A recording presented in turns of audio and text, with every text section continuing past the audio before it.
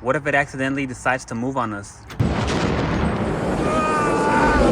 Malpractice. I was like, oh no, not the malpractice. Come on, man. Not the malpractice.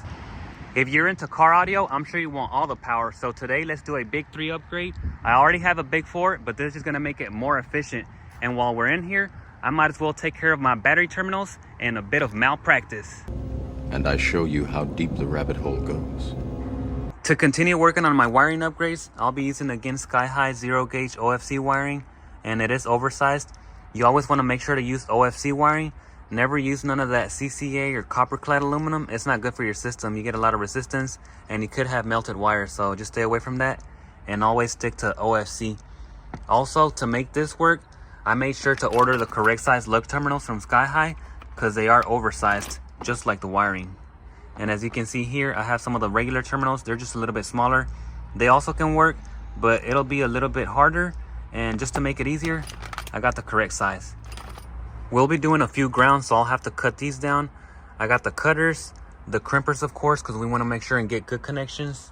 I also have some other accessories over here, like the heat gun, because we are going to be using some heat shrink, and I have 2 different kinds.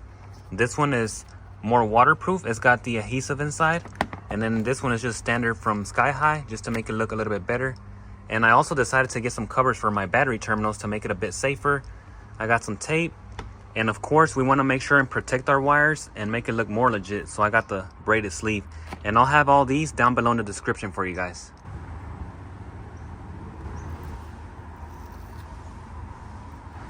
That's a pretty big difference on the terminals. You can definitely see that this one is much smaller versus the oversized one. That fits way better. And now, no more hair sticking out. It helps to crimp them on the floor for more leverage.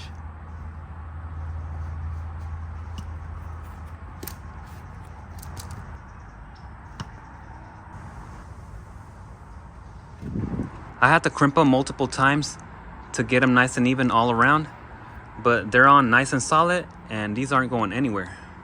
The last time I worked on my Big 4 upgrade, there were many concerns in the comments with my crimped ring terminals. As you can see, I used the standard 0-gauge on the oversized wire, and I had to wrap around the extra copper just to make sure I got a good crimp on my terminal. No time for questions, just action. In or out.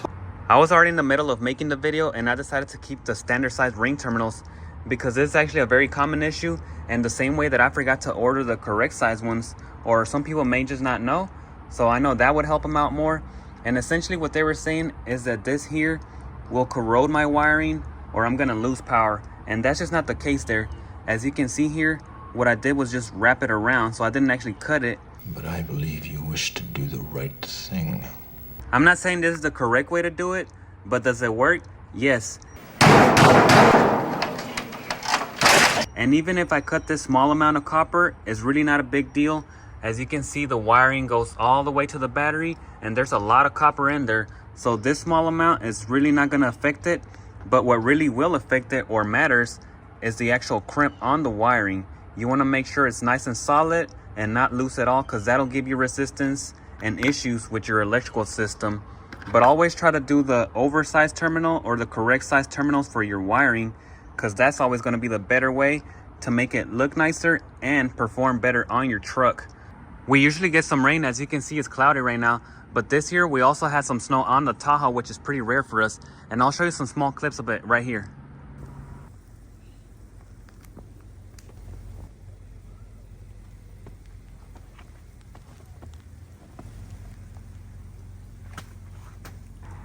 And even after the snow, the terminals are nice and clean. You can see there's no corrosion on the negative side or on the positive. But I do want to go ahead and cover the bottom terminals, especially this positive one, because it is real close to the inner fender, and I don't want to have the battery accidentally move and have it short out. But I was laughing real hard with my friend when I showed him this connection here. He looked at it, and that boy said, "Malpractice." I was like, oh no, not the malpractice. Come on, man. Not the malpractice. If you're doing it, stop it. Get some help. And you know, it does happen sometimes, so I just went ahead and did it. Completed the video using the standard size ring terminals on my oversized wiring. But this Big 4 upgrade is doing just fine.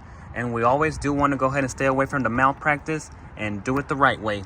We can never have enough grounds on these builds, so that's why I'm adding more today. I've got 3 ready to go and a positive one. It'll just make it much more efficient. Before I put my heat shrink on, I like to add a little bit of tape to cover up all the copper strands. The heat shrink I'm using on my 0 gauge is much wider, but it does have a 3:1 aspect ratio once it shrinks down. This is what it looks like. You can see it's much smaller versus the 0 gauge from Sky High. And the reason that I decided to order this wider one is because I want to go ahead and cover up my original factory terminals, and they're much wider versus the 0 gauge ones. The material is a bit thick, and that's because it does have the adhesive inside to give it that watertight seal. So I'll try to put it a little bit lower. That way I can still fit my braided sleeve and the heat shrink from Sky High.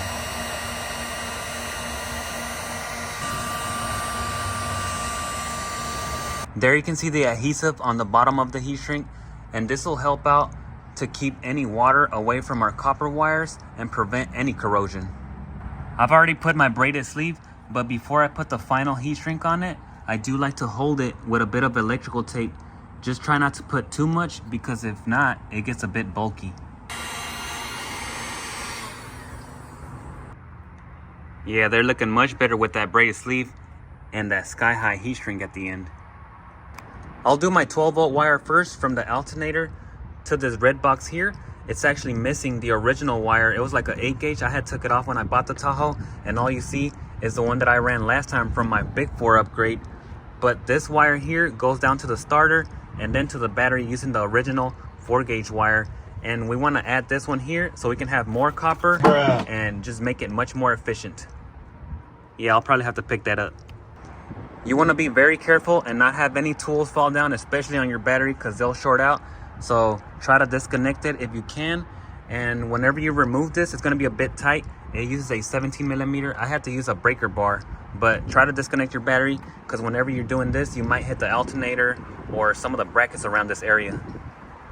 The opening is pretty small because the factory wire was an 8 gauge, so I'll use some step drill bits to make it a bit bigger for the oversized wire.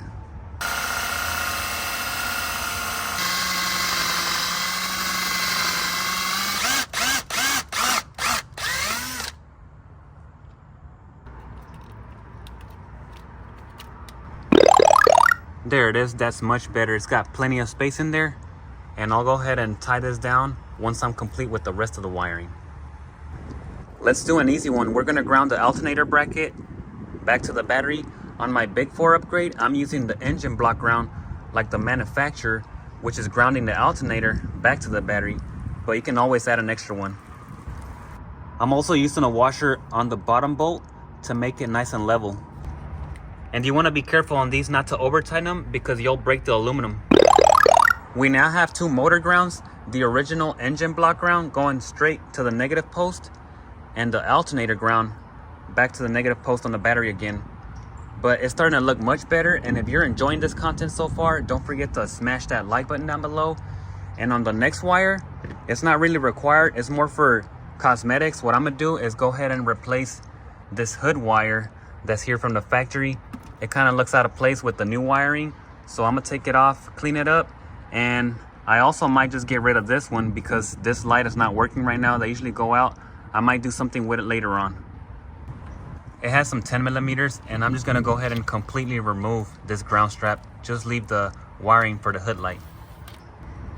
Yeah, this stock ground is just not gonna work, so we're gonna have to upgrade it to the new one. And this wire is pretty long, so I'm gonna go ahead and cover it up, tie it back there, and deal with it later. This should work out. It'll fit nicely back under here.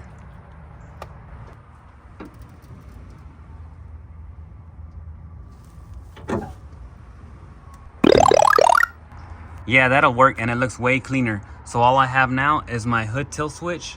On the top, it's a ball bearing, and I'm using some washers to space it all out, but I might change it out later. So I just have some zip ties holding it onto the braided sleeve, and down here to make it work and stay away from the cowl, I'm using the original nut and washer on the backside, and some aftermarket washer, and another GM nut and washer like the ones down here.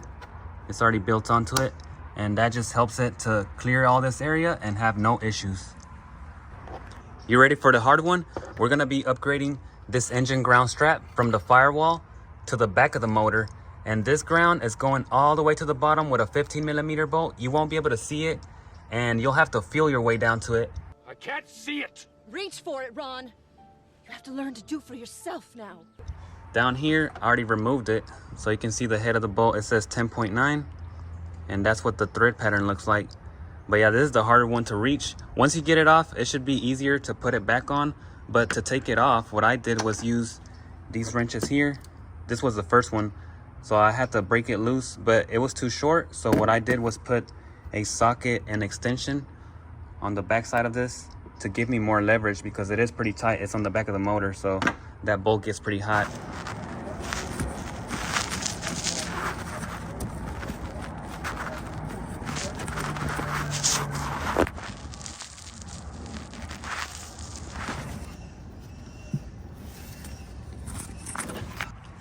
Let me take it out so you can see what it looks like. So that's these two, or it's actually 3 pieces just to make it long enough. And you can see the flat wrench back there.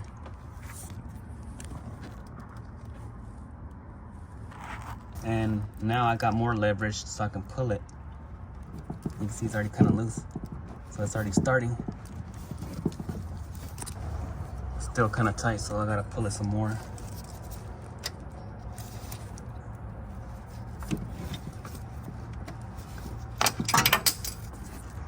After you break it loose, you want to use a combination of these wrenches, which are shallow, and you can change the direction. It also has a slight angle on it, so that always helps out.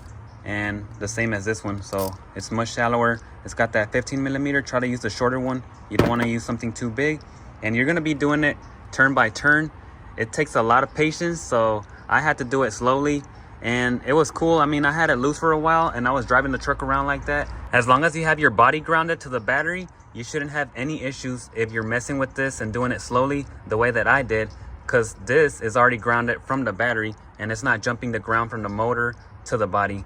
So just be careful whenever you're doing it. Don't work on it when the engine is hot. You want to make sure it's cooled down because you don't want to get burnt. And yeah, that's going to be the harder one right there, but it can be done. It does take a bit of patience. To put it all back together, it should be way easier. What I noticed on my engine block, this is a 2001 Tahoe, but it's a 5.3, and I looked at it on the very top right side. There's another port which fits this bolt on there.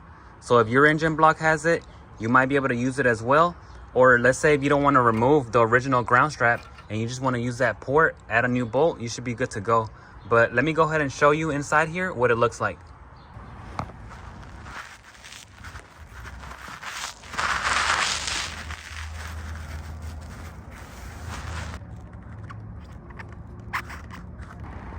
Yeah, you can definitely see that bolt right over there, so it's much easier to reach. There it is right there. I don't know why GM didn't just use that spot. I was thinking of keeping the original ground strap, but I'm gonna just completely remove it out of here and stick with the aftermarket wiring, since I do have the Big 4 upgrade ground wire going to the firewall.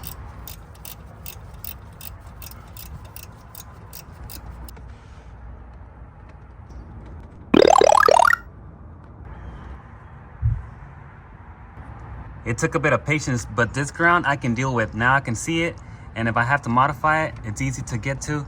But you guys let me know what you think down below in the comments on this setup. And there's the Big 3 upgrade, or Big 4 if we count the extra ground going to the hood on top of the original Big 4 upgrade I did last time on the Tahoe. You know what? I might as well dress up these extra ground wires to make it all look the same. And this is for my electric fan conversion with the manual temp sensor probe. So it's not using a tune, and that'll make it look all much better. It's a 4-gauge wire going directly into the fans and the relays. And this one is the ground signal for the manual temp sensor, and the relay under the box to convert it for the AC on the E-fans. All right, it actually looks like they belong on here now. That braided sleeve definitely did help out. And I also added the little heat shrink on the terminals down here for the manual temp sensor. But we can go ahead and check out the battery terminals, which are very close to the inner fender. A lot of people had concerns on that, but I'm not sure why GM decided to put it on this area. And I don't really want to extend my wires because they're short as it is. I do have a bolt on the bracket so the battery doesn't move around. And what I did was just go ahead and order these covers here for the battery. They should work out pretty good. I did make sure to order the wider covers so that it could go over the wider terminals on the battery. It's got like a 4 gauge and 8 gauge together, so that should work out. And of course we're going to be putting some heat shrink to clean it all up.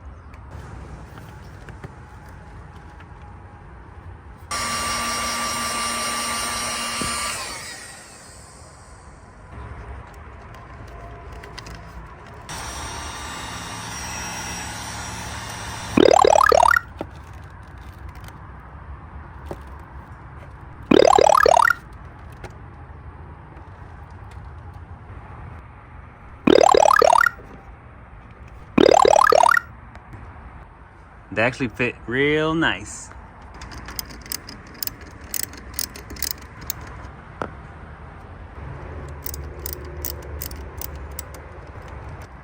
No more malpractice on this corner. This thing is solid. I got it on with a zip tie down here, and it's looking good. I do like the way that it turned out, but you guys let me know what you think.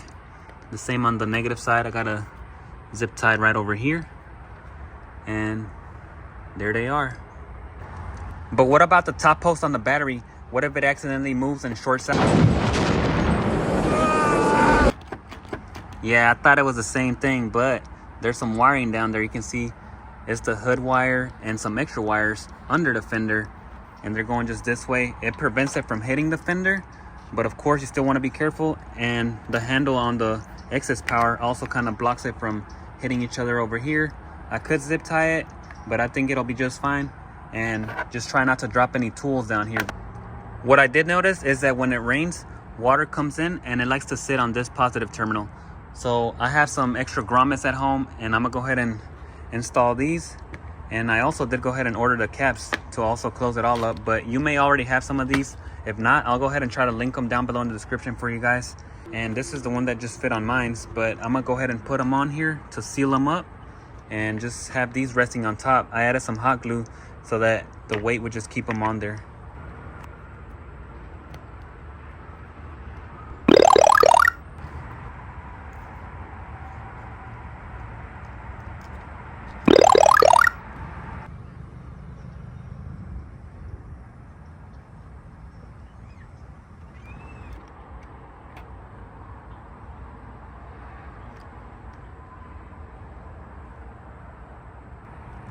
On today's Big 3 upgrade, I didn't ground the chassis. That was done on my previous video, which is the Big 4 upgrade. And if you haven't checked it out, I'll have it here on top of the screen. If I missed anything, let me know down below in the comments. I love reading them. And if this video helped you out or you like this content, don't forget to smash that like button down below, share the video, and I'll see you on the next one. You know what? That might just work.